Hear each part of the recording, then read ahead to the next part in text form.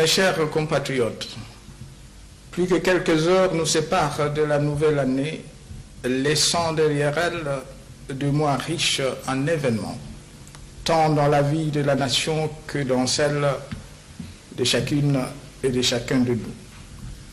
Il m'est agréable en ce moment d'apporter toute ma compassion à celles et ceux qui ont perdu des êtres chers.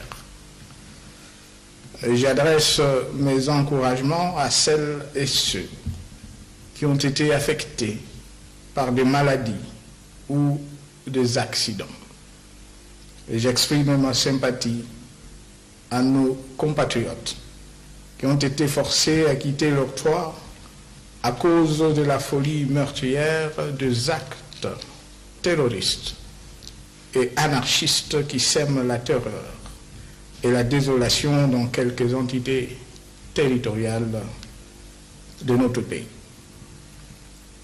À ceux de nos concitoyens qui ont entrepris des projets dont ils attendent légitimement une issue heureuse, je les exhorte à être tenaces et à persévérer jusqu'à l'atteinte heureuse de leur objectif. Mes chers compatriotes, depuis 3 ans, notre nation est mobilisée autour de 3 grands défis dont dépend notre avenir à tous. Une fois de plus, le pays fait face à l'épidémie dévastatrice à virus Ebola. Après avoir été vaincu à l'Équateur, elle met à rude preuve l'expertise et la détermination de nos professionnels de santé à Beni et à Butembo, dans le Nord Kivu. Cette grave épidémie continue malheureusement à se répandre, occasionnant un bilan tragique. Depuis le début, le cumul est de 593 cas, dont 545 confirmés et 48 probables. Au 28 décembre 2018, il y avait 359 décès et 203 personnes guéries. Il y a encore 66 cas suspects en cours d'investigation.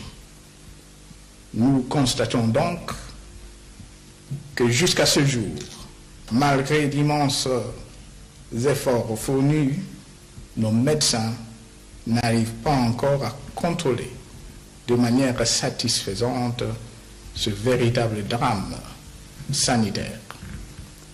Nous saluons ici le courage exceptionnel et l'abnégation de toutes les équipes qui participent à cette rude épreuve que nous finirons par vaincre.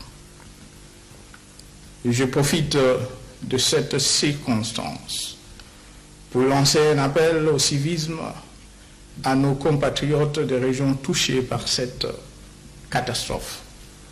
Si nous avions pu vaincre les précédentes attaques de cette maladie, hautement contagieuse, dans d'autres régions de notre pays, c'est notamment grâce à la collaboration des populations et à la discipline. Je prie nos compatriotes de contribuer directement et efficacement à la lutte sanitaire que mènent nos spécialistes. Pour ce qui concerne nos compatriotes du territoire de Yumbi, dans la province du Mai-Ndombe, à côté des condoléances que je présente aux communautés concernées, j'exhorte chacun à retourner au bon sentiment de tolérance mutuelle et de patriotisme. À eux et aux communautés de Beni et Butembo, j'affirme que les élections auront lieu dès que les situations respectives le permettront. Mes chers compatriotes, Le pays est également confronté de manière récurrente au fléau du terrorisme qui endeuille nos populations et menace gravement la stabilité de la région.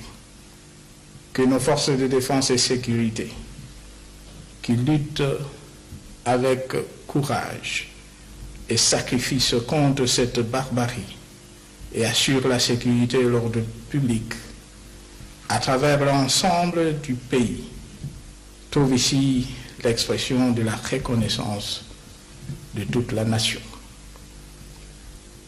À ce défi social et sécuritaire s'ajoute celui d'ordre économique, lié à la baisse de cours mondiaux de matières premières, à laquelle nous avons fait face avec détermination depuis 2017. Les réformes entreprises ces dernières années ont permis à notre pays non seulement de relever le niveau de recettes publiques et de l'offre de devises, mais également de relancer la croissance. De 2,4% en 2016, nous sommes passés à 3,7% en 2017, pour clôturer l'année finissant avec une prévision de 4,2%. Chers compatriotes, il est évident qu'au plan politique, le défi majeur demeure l'organisation du troisième cycle électoral historique à plus d'un titre. Assumé à hauteur de 90% en 2011, nous nous sommes engagés cette année pour la toute première fois de notre histoire à financer nous-mêmes entièrement notre processus électoral. Il s'agit pour nous d'un effort visant à soustraire notre pays des ingérences étrangères susceptibles de contrarier la volonté d'autodétermination de notre peuple. Chers compatriotes, il n'y a pas de doute, la République démocratique du Congo est aujourd'hui non seulement une république, mais bien plus une démocratie. Il s'agit là d'un deuxième acquis à préserver, après celui nous légué par le père de l'indépendance, à savoir un pays libre et uni. Vous ne me contredirez pas. Il reste à poursuivre des réformes institutionnelles en vue de la rationalisation des coûts opérationnels excessifs des processus électoraux. En ce moment où s'ouvrent dans quelques heures les différents scrutins de ce cycle électoral, je voudrais rassurer notre peuple que ce processus est véritablement le sien.